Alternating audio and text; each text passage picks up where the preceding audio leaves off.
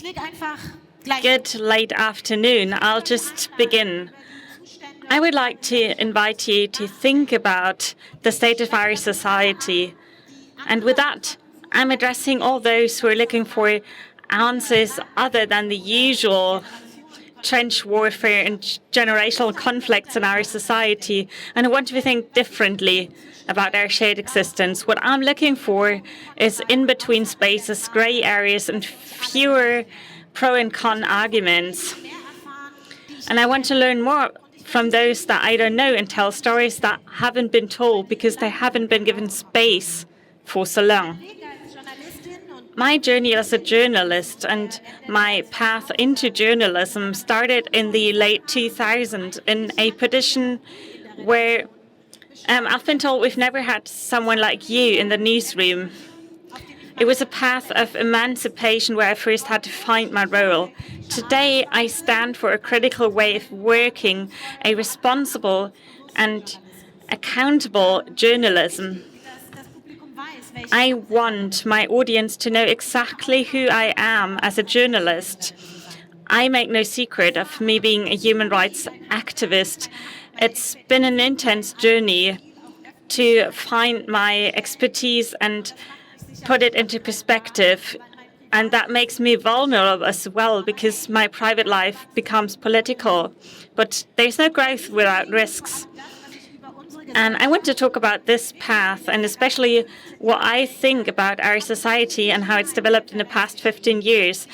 I wrote a book about it called Die Schönheit der Differenz. And this is the reason I'm here. This keynote is not a summary of my book and it's not a reading, but it's a part of my thoughts in these days. And it's about the attitude I describe in my book and my way of thinking. With my books, I keep those in mind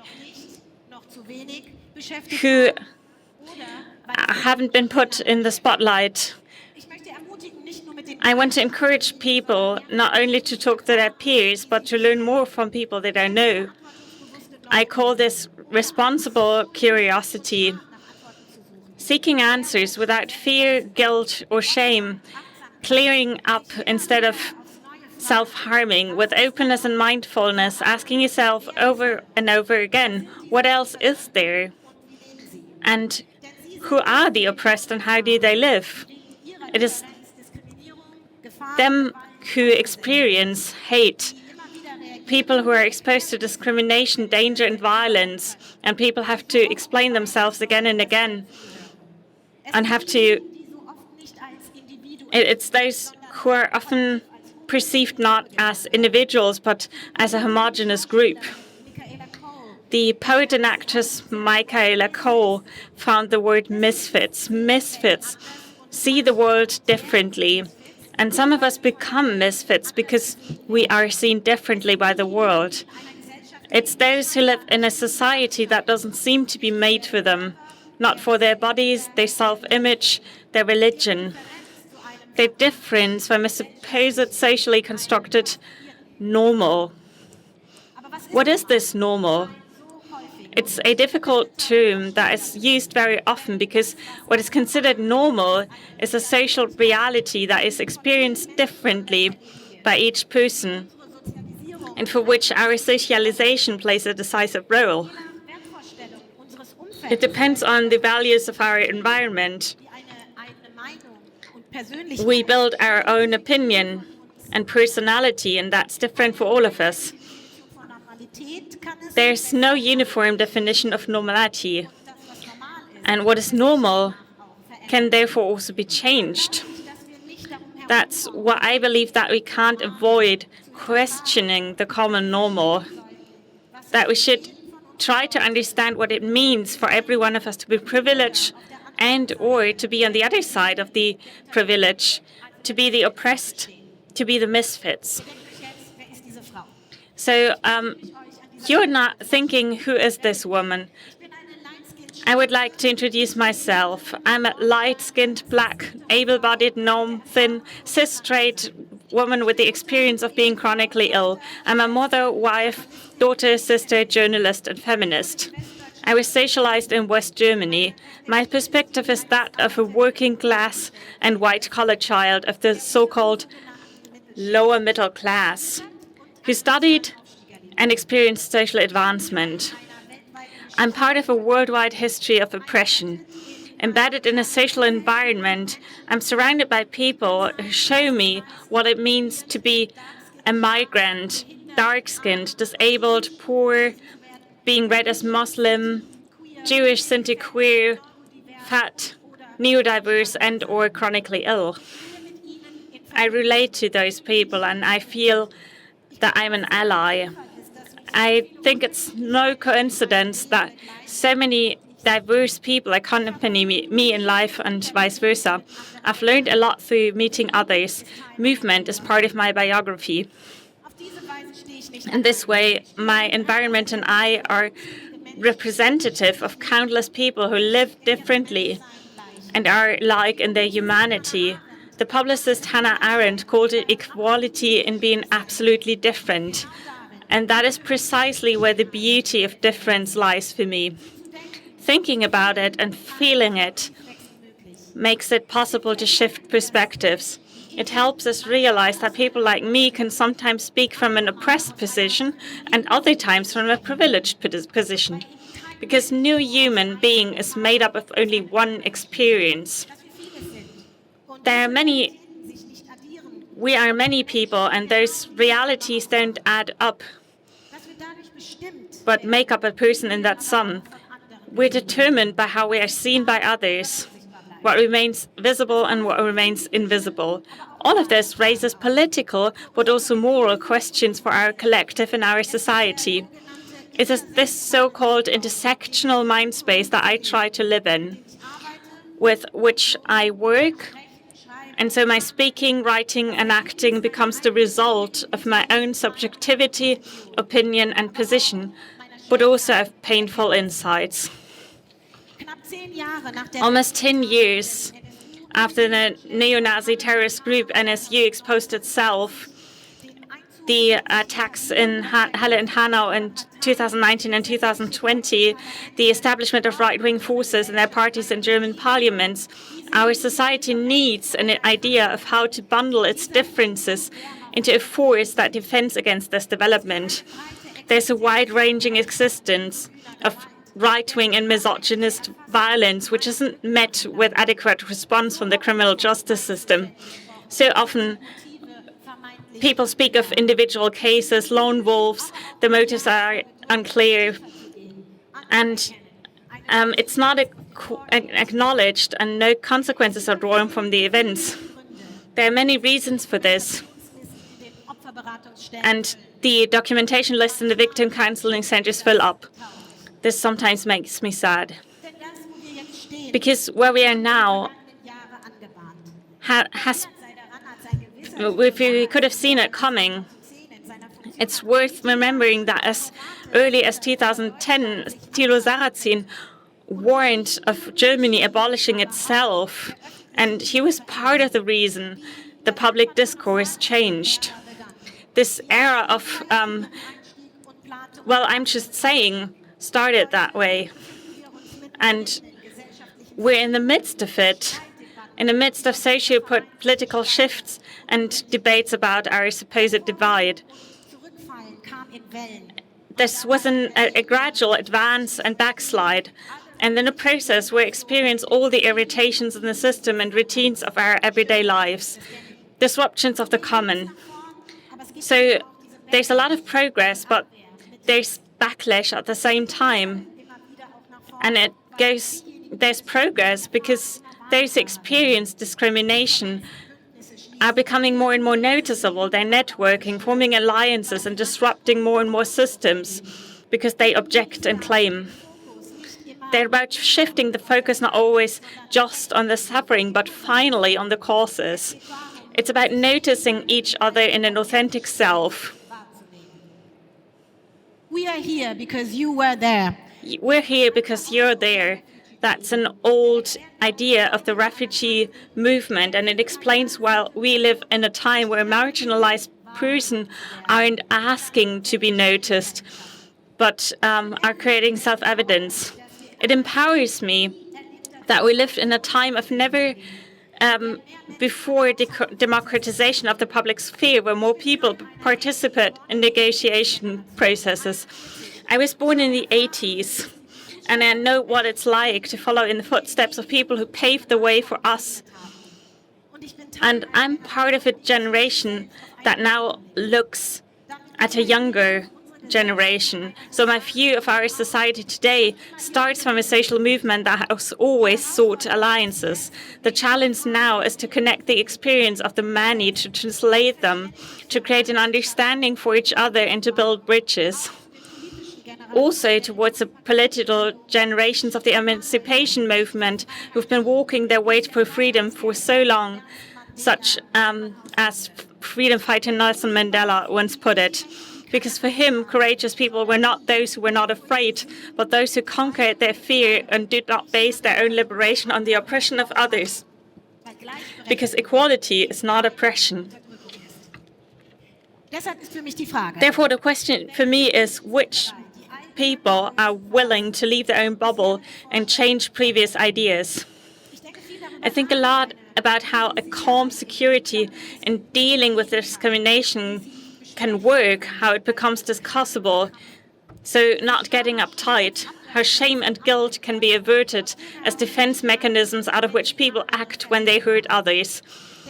Because even people who are hurt and who hurt others experience emotional states when they realize they had fought for something, especially if it happened unintentionally. Guilt comes from the outside, from a perceived accusation. Shame is often the reaction to someone's failure to live up to an ideal they aspire to, for example, wanting to be without fault. What does that mean for our life together? It means to face this fact and to become learners, as the literary scholar Gayatri Spivak put it in her theories long ago. This thought always helps me to question things, including my own knowledge. I see myself as a learner, and I record my snapshots of becoming, including the personal mistakes I make, the errors that I treat with self-caring reflection. Because no one is ever neutral, we all have backstories. It's up to us to recognize them and unlearn what we've learned, to do things differently today than we thought were okay yesterday. And to do that, we need more spaces to find honest ways to deal with the unpleasant parts of our history and the consequences. What does mainstream know about the stories of erasure of so many lives in German history, about how discourse arose and re-emerges that strips people of their humanity? Because that also history shows us what happens when people are no longer fit, when they're reformulated, as it happened to Jews, Romani and Sinti, non-white, queer and disabled people in this country. So everyone can hurt others, but we differ in the ways we hurt others and what consequences we draw from what we learn. Something has to change so that talking about justice does not degenerate into a cliché. I believe that with this thinking, what hundreds of years of oppression have done can come to the surface. We're now seeing the waves of transformation because more and more people want to embark on this journey of decolonization and denazification, and the formation of social movements like the queer and disabled communities. But it will stay complicated because the conflicts will not decrease. Right here and now, the wars in the world have reached us in Europe. So the war in Ukraine changes something in our consciousness. It changes something in the perception of the privileges of many people in Central Europe, in the West, because it's directly in the neighborhood and cannot be faded out into the distance. It will, and it has already changed Germany, and it should look and discuss grievances that are just emerging, parallel to the plight of the people in the war zone, because everything is happening at the same time. For me, thinking about a coexistence in a different way than the past means excluding the past that is in the time and all the other turning points in which people came to us and made us the migration society that we are today. We don't know war here. I heard more than once at the beginning of the war, as I said 4 months ago, which is not true, because people who have escaped wars, who have had children here, who are part of our post-migrant society and who question a uniform homogeneous we that have been living in our country for a long time. Because who is this we? It's a contradictory self-image, which now painfully shows us how little we in Germany we still are. We have long failed to talk honestly about this. And this war is now bringing further experiences of difference from people who are seeking a race of refugee here. They too are different. There's no such thing as the Russian, the Ukrainian. Let's think of Ukrainian Jews, Muslim Crimean Tatars, or Ukrainian Roma. So who are we? And more importantly, the consequence, who do we therefore want to be? The societal changes show the urgency that now are, and in the future, an understanding of difference and discrimination in a society is more important than ever. To counter further stigmatization, hurt and violence that is happening right now here while there's war here. Because for all the emotionalism, something is wrong. While we'll rightly focus on the attention of the people in Ukraine and war, whose end no one can foresee, in a time of which we do not know what it will bring. At the same time, we should work to ensure that support does not so soon die down in our country, because the war has already become routine for some. So far, we have been able to look at the solidarity with hope. At the same time, the racism to which black people and people of color were already subjected at the borders at the beginning continues to have an effect. When they were detained and thrown off trains, what does the resident status count in war? Throughout Europe, but also in Germany, the refugees were already divided in good, real, and bad refugees, evaluated, hierarchized, and the effect of playing people off against each other was strengthened, and that in all the hardship.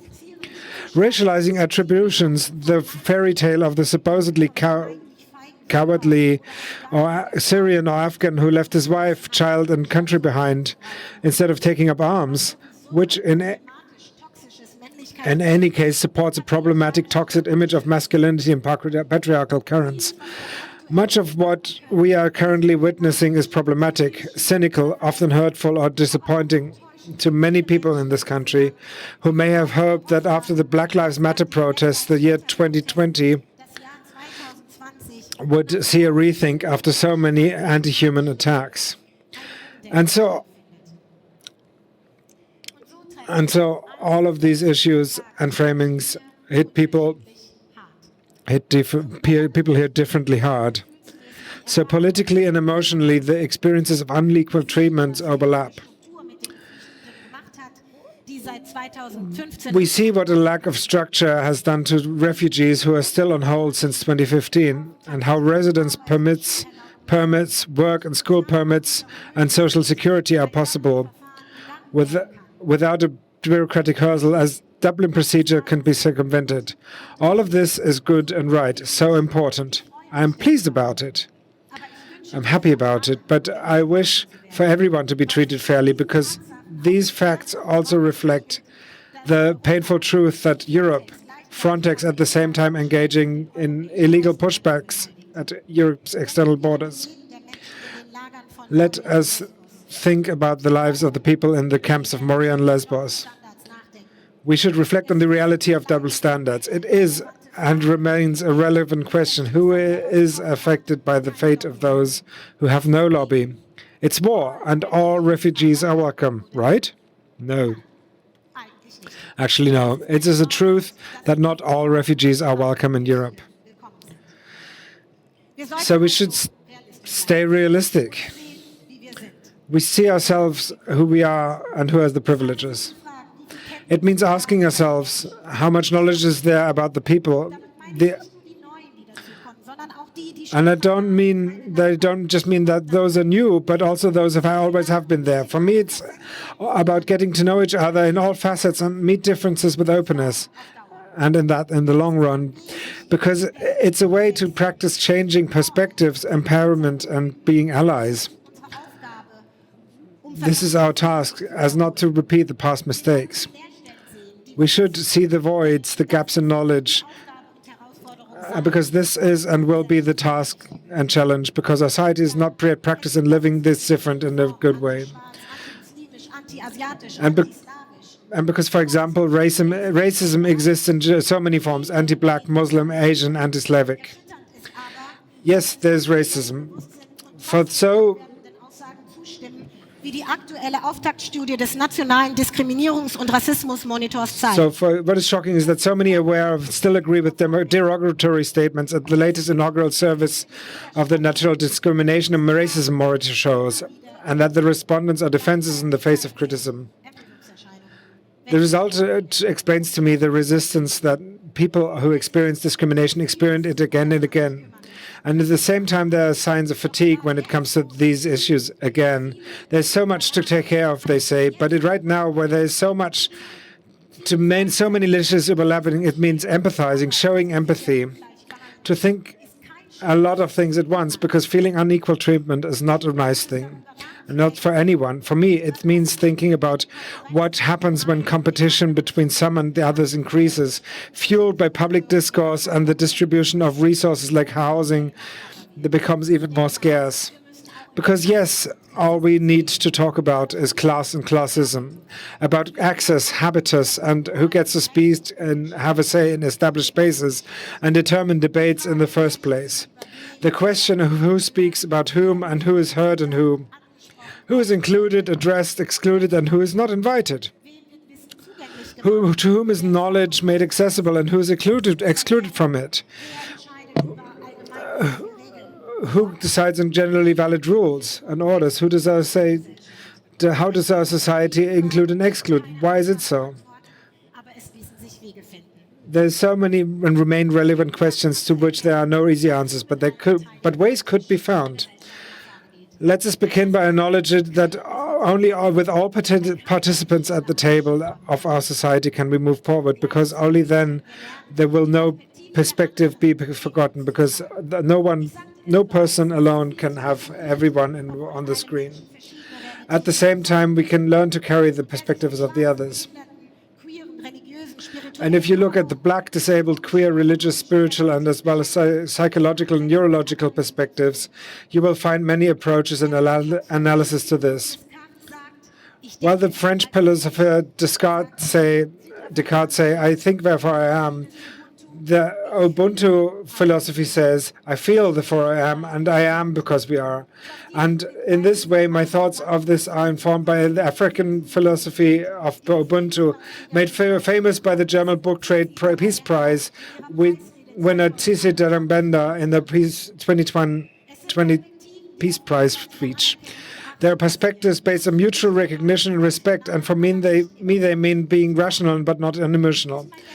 Thus, my thinking is informed by a feeling of which I am deeply convinced. Rationality, after all, does not mean being unemotional. It can also mean Anyway, the wind blows. Anyway, the wind blows also describes chance and life in its unpredictability. And so for me, the motto of this Republica fits perfectly. What I would like to see is a society then critical of power, in which everyone can walk their own journey of emancipation. How would it be if all of us were aware of our respective positions, so what we are and what we are not? Because that helps to embrace change and inspires thinking that is flexible enough to change direction. And yes, this is what people in privileged positions are especially called upon to do. It means stepping out of your comfort zone, being bold. Diesen Weg zu gehen ist ein politischer Akt. Walking this path is a political act and an intimate journey because no human has chosen their birthplace in the world on what of what constitutes their being. To recognize is to develop an attitude towards oneself. And that is one of inner closeness and approachability on a personal level in order to recognize on a map level the understanding that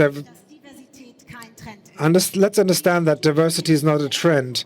To really want to change the structures and not submerge under awokeness of superficiality. Diversity isn't a thing you can do once in a while, sprinkle a little bit on a cake. We're talking about human rights here, and I believe that in thinking, talking, negotiating about them we will need less concern and indignation and more understanding of possible irritations on the way to new insights. This can be an encounter, a conflict, reading a book. I myself had a few of these. We are different and very different in participants in the conditions of our society, which also makes our conditions so fragile. Recognizing that is honest. And even though things are moving forward, I've said it before, it remains complicated even when things are improved. So our future task has to be to address not only what unites us, but also what makes us different. It means acknowledging differences and sometimes enduring them. Change begins in thinking, which for me means seeking our sameness in another dimension. Therefore, for me, beauty lies also in our difference. Thank you.